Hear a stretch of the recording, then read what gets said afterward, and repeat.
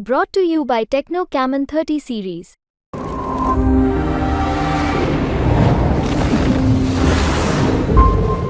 Before starting this conversation, I am going to be taking the name of few players: Ashish Nehra, Akash Chopra, Anjum Chopra, some recent players like Ayush Badoni, the speed sensation in the IPL, Mayank Yadav, and the person who himself is the headline as at this point of time, Rishabh Pant. Now, all of these players have something in common, one thing in common, and that is all of them are produced from the Sonnet Cricket Club in Delhi. And today I have with me Mr. Devinder Sharma from the Sonnet Cricket Club. He's the coach there, and all of these players are produced by his coaching. Hello, sir. Thank you so much for joining us. Welcome on Sports Today. Hello. Thank you so much sir, आपने अपना time निकाला इस conversation के लिए। तो sir, मैं ये शुरू करना चाहूंगा पहला सवाल पूछ के कि ऋषभ पंत को आपने काफी टाइम से देखा, आप बचपन से उनके साथ हैं, आपने बचपन से उनकी गेम देखी। जब वो पहली बार दिल्ली आए तब आप सोनेट क्रिकेट क्लब में कोच थे तारक सर के साथ। तो जब आपको सबसे पहले पता चला कि उनका एक्सीडेंट हो गया 30 दिसंबर की सुबह को, आपको पहली बार कब तक पता चला उस हादसे के बारे में, और आपका क्या रिएक्शन था उस चीज को लेकर? मैं सुबह मॉर्निंग में 6 बजे से कॉल्स मेरे पास आने स्टार्ट हो गए थे, बट मैंने जब मोबाइल देखा तो सुबह 6 बजे कम से कम आप लगाएंगे 60-70 कॉल्स थी। तो मैंने देखा क्या हुआ अचानक ही। तो मेरे एक फ्रेंड है इसमें, रानी बासु टाइम्स ऑफ इंडिया में लिखते हैं वो। तो उन्होंने बताया भी ऐसे ऐसे एक्सीडेंट हुआ है, अभी आपको पता लगा ऋषभ ठीक है क्या? मैंने ऋषभ ठीक है, ओके। दुबई में था एक्चुअली वो ना, उससे पहले। और दुबई में रात की फ्लाइट ली थी उन्होंने, और रात को 2 बजे पहुंचे थे दिल्ली एयरपोर्ट। और वहां से 2 बजे उसने डिसाइड किया भाई मम्मी को सरप्राइज करते हैं, तो घर के लिए निकल गया। मोस्टली वो मेरे पास आता है, मैं सरोज नगर में रहता हूँ, मेरे पास आता है वहां स्टे करके। तो मॉर्निंग में मैं उसको घर के लिए भेजता था, क्योंकि रात को ड्राइविंग में मैं नहीं समझता कि रात को ड्राइविंग करना ठीक है, क्योंकि रात को नींद भी आएगी आपको। मैच वगैरह खेलते हैं या थक जाएंगे तो जरूर नींद आएगी आपको। तो ये इसके पीछे ये बात होती थी। फिर जब मुझे पता लगा तो मैंने उसकी मदर को फोन किया, ऋषभ की। तो वो बहुत घबराई हुई थी, सर ऐसे ऐसे एक्सीडेंट हो गया, मैं ऋषभ को लेके जा रही हूँ, अभी देहरादून लेके जा रही हूँ। तो मैंने बताया आंटी कोई हेल्प हो तो बताओ, वहां से यदि उसको लेके आना है दिल्ली की तरफ। तो उन्होंने बताया नहीं, दिल्ली तो काफी दूर है, हम इसको ये यहाँ पास में है, देहरादून में ट्रीटमेंट कराते हैं। तो बस इतनी बात हुई, फिर आंटी उसको लेके देहरादून की तरफ गई। तो चोट इतनी ज्यादा थी, बहुत ज्यादा चोट थी। जब मैं देखने के गया ऋषभ को, इतनी ज्यादा थी कि पीछे पूरा, आप मानेंगे कि पूरा बैक छिला हुआ था, पीछे की बोन नजर आ रही थी पीछे। और कोई जगह बॉडी में ऐसी नहीं थी कि जिसमें स्टिच ना लगे हों। और आपको इसने मतलब इतनी चोट मैंने आज तक कभी देखी नहीं, किसी को इतनी चोट लगी ऋषभ को। और उसको बैंडेज करने में 5 से 6 घंटे लग रहे थे, और एनेस्थीसिया देने के बाद भी उसको इतना पेन था। तो जब डॉक्टर साहब मेरे सामने आए तो उसने बोला कि सर इनको बोलो मुझे और तेज एनेस्थीसिया दें जो ज्यादा। तो डॉक्टर से हमने बात की तो उसने बताया इससे तेज हम दे नहीं सकते इसके बाद, क्योंकि फिर रिकवरी नहीं होती है फिर। तो हमें जितना दे सकते हैं उतना दे रहे हैं, हैवी डोज दे रहे हैं इसको। बट उसके बाद फिर सब उस टाइम पीरियड वहां रहा देहरादून में। देहरादून के बाद मुंबई शिफ्ट कर दिया गया। बट चोटें इतनी ज्यादा थी, मैं इसकी हिम्मत मानूं, और सब बैठा हुआ था, चल भी नहीं पा सकता था, मतलब कहीं मूव भी नहीं कर सकता था। पहले कुछ महीने तो मूव ही नहीं कर पाया। जब बॉम्बे गया, फिर बॉम्बे में उसने उसकी सर्जरी हुई राइट वाली नी की, जिसमें ये लगाए कि आप उसकी इतनी रैप्चर हो गई थी कि उसके अंदर सर्जरी हुई, एकदम सर्जरी हुई उसकी। और उसके बाद ये था कि एक सर्जरी हम दोबारा भी करेंगे, जिससे कि ये देखने के लिए क्या वो अपने आप ठीक हुई होगी या नहीं होगी। अदरवाइज 14 महीने में खेलना बड़ा मुश्किल था, पॉसिबल नहीं था। बट ऋषभ के माइंड में तो क्रिकेट ही चलती थी। वो बेचारा मैच तो देखता था, तो नहीं देख पाता था कि मैच में उसने खेलना था कंट्री के लिए।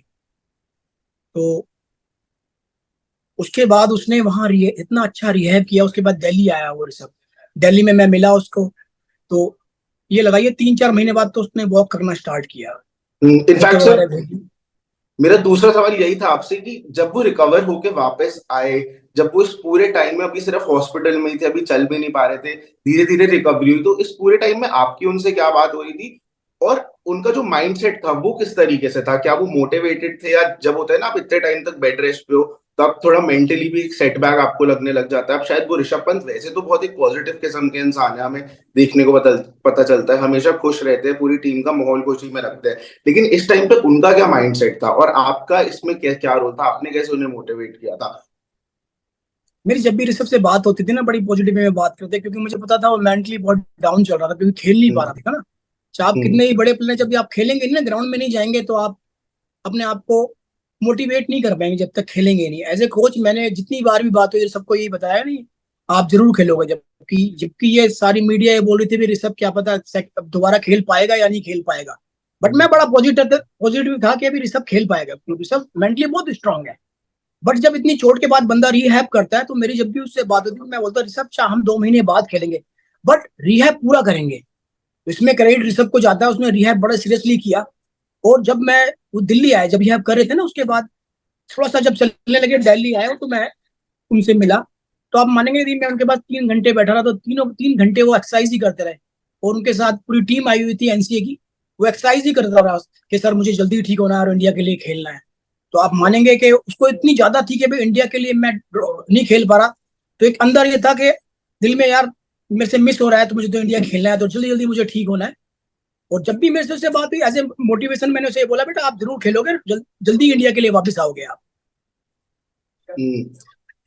सर, वर्ल्ड कप चल रहा है, ऋषभ पंत का फॉर्म आपको पता ही है, इस टाइम पे बहुत ज्यादा अच्छी परफॉर्मेंस रह रही है उनकी, बैट से और ग्लव से भी बिहाइंड द स्टंप्स। लेकिन सर, मेरे को अभी भी याद है आईपीएल से कुछ टाइम पहले किसी को श्योरिटी नहीं थी कि क्या ऋषभ पंत इस आईपीएल में भी वापस आ पाएंगे या नहीं। सौरव गांगुली ने भी इनफैक्ट कुछ स्टेटमेंट में बोला था कि अभी कुछ श्योर नहीं है। उन्होंने कोलकाता में कैंप के दौरान बाद में बता दिया था कि वही कप्तानी करने वाले हैं, पर फिर भी श्योरिटी नहीं थी। वर्ल्ड कप की टीम में आना तो सर कोई बात भी नहीं कर रहा था कि वो वर्ल्ड कप की टीम में आएंगे। यही सारे सवाल थे कि आईपीएल में भी खेलेंगे तो कितने मैचेस खेलेंगे, सारे खेलेंगे या नहीं, कीपिंग कर पाएंगे या नहीं कर पाएंगे।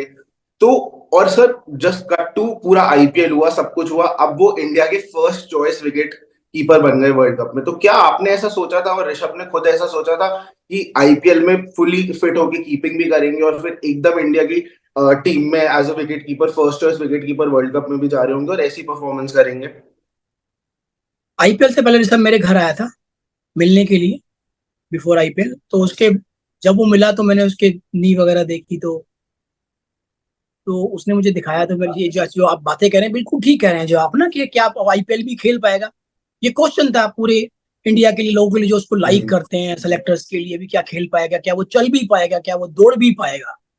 बट पहले भी मैंने बताया, तो उसने रिहैब इतना अच्छा किया, इतना शिद्दत के साथ किया, दिन में मतलब 3 टाइम्स कर रहा था, मॉर्निंग आफ्टरनून एंड नाइट में। रात को 11 बजे तक एक्सरसाइज चलती थी।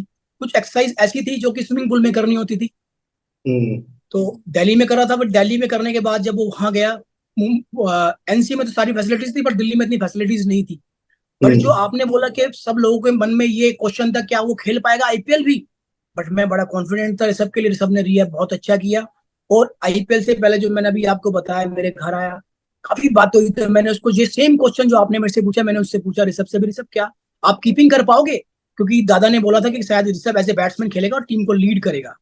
ये था जो जो न्यूज चल रही थी। तो उसने बोला सर देखो कीपिंग तो मैंने ही करनी है, आप देखो अब मेरी नी देखो आप। तो नी में उसकी उसने बड़ी अच्छी स्टैंडिंग की थी, बराबर बराबर थी, तो चल के दिखाया, दौड़ के दिखाया। उससे पहले उसने कुछ मैचेस भी खेले बेंगलोर में, अपनी हम्म। बैटिंग को चेक करने के लिए और नी में बॉडी वेट ट्रांसफर करने के, जैसे आगे हम ड्राइव मारते हैं तो कुछ पेन तो नहीं हो रहा। तो पूरी तरीके के साथ वो आया। और उसके आईपीएल को लेके जो बातें उसमें ये था कि सर मैं कीपिंग भी करूंगा और सारे मैचेस खेलूंगा, टीम को जिताऊंगा और मैं वर्ल्ड कप भी खेलूंगा। तो हम सब लोग तो होप करते हैं एज ए कोच, तो मैं चाहूंगा कि आईपीएल अच्छा खेले और वर्ल्ड कप के खेले, जो कि आपके सामने रिजल्ट है। और कीपिंग के लिए पहले ये था कि भैया वो कीपिंग में फर्स्ट चॉइस होंगे या नहीं होंगे। तो बाद में डिसाइड हुआ भाई उनको टॉप ऑर्डर पे बैटिंग कराएंगे, और वो टॉप ऑर्डर बैटिंग करके इंडियन टीम को जिताएंगे। जो कि अब आप सब लोग देख रहे हैं कीपिंग में कितना अच्छा फुटवर्क है, जो कि वो कितना अच्छा मूव कर रहे हैं और इतनी अच्छी कैचेस वगैरह ले रहे हैं। इसमें सनी भाई वगैरह ने काफी तारीफ की कि इतनी चोट के बाद, वासिम अकरम ने बड़े अच्छे कमेंट्स दिए, जो मैं पढ़ रहा था कि भाई ये तो मिरेकल बेबी है, जिसने कि जो कि इतनी चोट के बाद आया और उसने वर्ल्ड कप में इंडिया के लिए कम किया, तो बहुत बड़ी बात है। एज ए कोच तो मेरे लिए बड़ा प्राउड मोमेंट है जब ऋषभ पंत इंडिया के में वर्ल्ड कप के लिए आए। तो उसका उसका ये एम था कि मुझे वर्ल्ड कप खेलना है और जिताना है इंडिया के लिए। हम्म। सर अब थोड़ा उनकी बैटिंग पे बात करते हैं। मेरे को याद है रणजी ट्रॉफी के पहले सीजन में जब ऋषभ पंत ने जिस सीजन में उनका 100 भी था, जब उनका एक रिकॉर्ड ब्रेकिंग सीजन था, 1000 रन थे उनके उस सीजन में। मेरे को अभी भी याद है जिस जिस मैच में उनको 300 रन उन्होंने लगाए थे। मेरे को याद है कि मैं उस टाइम पे आपके साथ ग्राउंड पर ही था। तो उस टाइम पे तारक सर बहुत ज्यादा इस चीज को लेके परेशान रहते थे कि वो छक्के मारने जाते हैं टेस्ट मैच में भी। इनफैक्ट उन्होंने एक इंटरैक्शन में उस सीजन के बाद बताया भी था कि मेरा एम हाईएस्ट रन गेटर बनना नहीं था, मेरा एम था सबसे ज्यादा छक्के मारना इस सीजन में। तो काफी ज्यादा इस चीज को लेके उनको मेरे को पता है आप सब आपको एज अ कोच भी उनको चाहते थे कि टेस्ट क्रिकेट तो एटलीस्ट ऑर्थोडॉक्स वे में खेलें, लेकिन उनका वो अग्रेसिव माइंडसेट ही था। तो एक तरीके से कहा जा सकता है कि वो अहेड ऑफ टाइम उस टाइम पे थे। अब एक बैट्समैन जैसी बैटिंग आज हम लोग एक्सपेक्ट करते हैं बैटर से T20 क्रिकेट में, वैसी वो तब टेस्ट क्रिकेट में कर रहे थे। तो और मैंने तारक सर को भी बहुत बार सुना है कि वो बचपन से ही जब आए थे वो तब से ही इस अग्रेसिव माइंडसेट के साथ आए थे। तो इसके पीछे आपको क्या लगता है, क्या रीजन रहा है उनका, और इसमें आप क्या मैं फैक्टर है? ये मैं आपको बताऊंगा, जब तो आप भी क्लब में खेलते थे, काफी पुरानी बात बताऊं, जब ऋषभ ने क्लब ज्वाइन किया था, 10-11 की बात बता रहा हूँ, तब हमने एक टूर्नामेंट ऑर्गेनाइज किया था क्लब में ना। तो उसमें सर हमारे डायरेक्टर थे, तारिक सर, वो मेरे भी कोच हैं, हमारे गुरु हैं वो, आज हमारे बीच नहीं है। तो वो डायरेक्टर थे आरसीए के। तो जब ये मैं क्लब में आया तो मैंने ऋषभ का ट्रायल लिया, काफी अच्छी बैटिंग की, काफी अच्छा स्ट्रोक प्ले किया। फिर टूर्नामेंट था, मैंने टूर्नामेंट में फील्ड कर दिया। आपको जान के हैरान होगी, पहले जो मैंने 3 गेम्स खिलाए उसमें उसने तीनों में 100 किया। और ऋषभ ऋषभ के पास जो ये लिफ्ट है ना, ये बोर्न एबिलिटी है, वो एट विल छक्का मार सकता है। उसके बाद जब जैसे आप ने बताया, वो अंडर 19 खेला, दिल्ली के लिए परफॉर्म किया, फिर एनसीए में गया, एनसीए के बाद अंडर 19 इंडिया खेला, इंडिया में भी काफी अच्छी बैटिंग की। उसके बाद आईपीएल में आया वो, तो उसको हमने डिफेंस पे काम किया, क्योंकि वो बड़ा स्ट्रोक प्लेयर है। जितने भी हम मैचेस, मान लो हम दिल्ली में 8 टूर्नामेंट्स खेल रहे हैं, तो 8 के 8 टूर्नामेंट्स हमने जीते, जिसमें कि 10 ओवर में वो 100 कर देता था, 30-35 बॉलों में ऋषभ 100 करता था। उसके बाद वो जो रांची में आया, उसके बाद वो, तो आप लगाएं कि हमने उसको डिफेंस सिखाया कि हमें नीचे भी खेलना है। जब वर्ल्ड लेवल पे आप खेलेंगे, हर बॉल को नहीं मार सकते आप, तो आपको डिफेंस की बॉल तो डिफेंस करनी पड़ेगी, और बॉल की मेरिट पे खेलना होगा। ये चीज को ऋषभ ने सीखा और लर्न किया, जो कि अब आपने बाद में टेस्ट मैच में देखा, पहले टेस्ट मैच की पहली बॉल पर ऋषभ ने छक्का मारा। हम्म। तो ये बड़ी बात होती है, कॉन्फिडेंस वाली बात है। आज भी आप देखिए, कोई मारने वाली बॉल होती तो सिचुएशन कोई भी हो, तो ऋषभ पंत छोड़ते नहीं है, मारने वाली बॉल को जरूर मारते हैं। डेफिनेटली। सर MS धोनी के बारे में और ऋषभ पंत के बीच में काफी ज्यादा कंपैरिजन ड्रॉ किया जाता है। ऋषभ काफी ज्यादा क्लोज भी है MS धोनी के, काफी बार उनके साथ दिखते हैं, अपनी रिकवरी में भी उनके साथ टाइम स्पेंड करते हुए दिखे थे। तो MS धोनी का रोल उनके करियर में अभी तक क्या रहा है, और क्या आपको लगता है कि ऋषभ पंत, अगर MS धोनी को भी सरपास तो उन्होंने शायद नहीं किया होगा, जबकि नंबर शायद टेस्ट क्रिकेट के उनके already one of the greatest wicket keeper batter के बन चुके हैं, तो क्या आपको लगता है कि वो MS धोनी के फुटपाथ पे चल रहे हैं, और कभी ना कभी जाके आप उनकी तुलना एक स्तर पे दोनों जनों की करी जा सकती है, ऋषभ पंत और MS धोनी की? देखो, जब इंडियन क्रिकेट में जब ऋषभ पंत की एंट्री हुई, तो धोनी इंडियन टीम में विकेट कीपर थे, कैप्टन थे, तो कंपैरिजन करना तो ठीक नहीं होगा। ऋषभ पंत है, धोनी तो लीजेंड क्रिकेटर है, और ऋषभ धोनी को अपना मेंटोर मानते हैं। जब भी मिलते हैं तो उनसे कैसे, किस सिचुएशन पे कैसे बैटिंग करते हैं, उस बारे में वो उनसे पूछ के आते हैं, और उनसे काफी हेल्प होती है उनकी। और ऋषभ जब भी खाली टाइम होता है तो धोनी भाई से जरूर मिलते हैं, क्योंकि ऋषभ को बड़ा अच्छा लगता है उनसे मिलना, और उनसे मिलने के बाद बड़ा अच्छा कॉन्फिडेंस फील करता है ऋषभ। अब जो बात कही आपने कंपैरिजन वाली, कंपैरिजन तो देखो, धोनी लीजेंड क्रिकेटर है, और ऋषभ की अभी क्रिकेट स्टार्ट किया, उसकी बिगिनिंग है, आगे तो बड़ी रिकॉर्ड बनाने हैं। मैं नहीं समझता कि उन दोनों का आपस में कंपैरिजन होना चाहिए, और आगे आने वाले टाइम में ऋषभ क्या पता उनसे भी अच्छे रिकॉर्ड बनाए, धोनी से भी अच्छे रिकॉर्ड बनाए। हाँ जी। सर लेटर दिस ईयर नवंबर दिसंबर में बॉर्डर गावस्कर ट्रॉफी शुरू हो जाएगी ऑस्ट्रेलिया में। काफी बड़ी ट्रॉफी मानी जाती है। लास्ट टाइम आपको जब इंडिया ऑस्ट्रेलिया गई थी तो ऋषभ पंत का ही काफी बड़ा रोल था उस जीत में।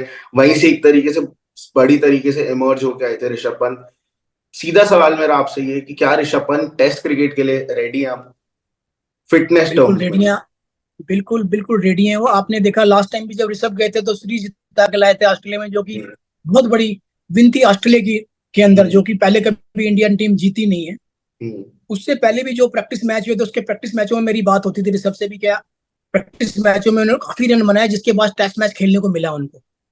तो उसमें उन्होंने ऐसी इनिंग खेली जिसमें कि आप सबको मालूम है उसने टेस्ट सीरीज जिताई, जिसमें कि पूरे वर्ल्ड में नाम हुआ कि ऋषभ पंत ने इतनी अच्छी बैटिंग की, और ऑस्ट्रेलिया में हराना बड़ा मुश्किल काम है। और मैं समझता हूँ कि आने वाले टाइम में जो सीरीज होगी टेस्ट मैच के लिए ऋषभ रेडी है, क्योंकि आप उनकी फिटनेस देख रहे हैं। अभी कोई ऐसा पेन वगैरह नहीं है कि उनके मूवमेंट में उनको कोई तकलीफ हो रही, जो कि आप टीवी स्क्रीन पर देख रहे हैं। तो मैं समझता हूँ कि टेस्ट सीरीज के लिए वो रेडी है, फिटनेस है उनकी बराबर। लास्ट टाइम सर, अब मैं ज्यादा टाइम नहीं लूंगा, बस मेरे आखिरी के 2 सवाल आपसे। लास्ट टाइम ऋषभ से आपकी क्या बात हुई है और किस बारे में हुई है, अगर आप थोड़ा बहुत बता पाए। लास्ट टाइम जब वो जा रहे थे उसके लिए वर्ल्ड कप, तब मेरी फोन पे उनसे बात हुई थी, एकदम ही निकल गए थे। तो मैंने जैसे वर्ल्ड कप में नाम वगैरह आया तो ऋषभ बड़ा खुश था कि भी सर बड़ा अच्छा हो गया, देखो मेरा वर्ल्ड कप में नाम आ गया, जैसे सब प्लेयर होते हैं। क्योंकि इतनी इंजरी के बाद जब कोई, मतलब ये आप लगा सकते हैं कि कोई भी प्लेयर के लिए इतना इजी कमबैक नहीं होता जितना ऋषभ पंत ने किया है। बड़ी तकलीफों के बाद उसने, इतनी चोट के बाद, उसको रिहैब करने के बाद, फिर आईपीएल में अच्छा खेलने के बाद, क्योंकि उसको मालूम था कि आईपीएल में अच्छा खेलूंगा तभी उसमें आ पाऊंगा। तो उससे यही बात हुई कि ऑल द बेस्ट वगैरह, यही बात हुई कि all the best, do well. बहुत लंबा हो गया इंतजार, क्या फाइनली इस बार वर्ल्ड कप जीतने का सपना हकीकत में बदलेगा? वर्ल्ड कप की सारी कवरेज हमारे और आपके साथ, कहां? स्पोर्ट्स तक। स्पोर्ट्स तक यूट्यूब, स्पोर्ट्स तक ऐप और स्पोर्ट्स तक वेबसाइट पर सीधी कवरेज अमेरिका और वेस्ट इंडीज।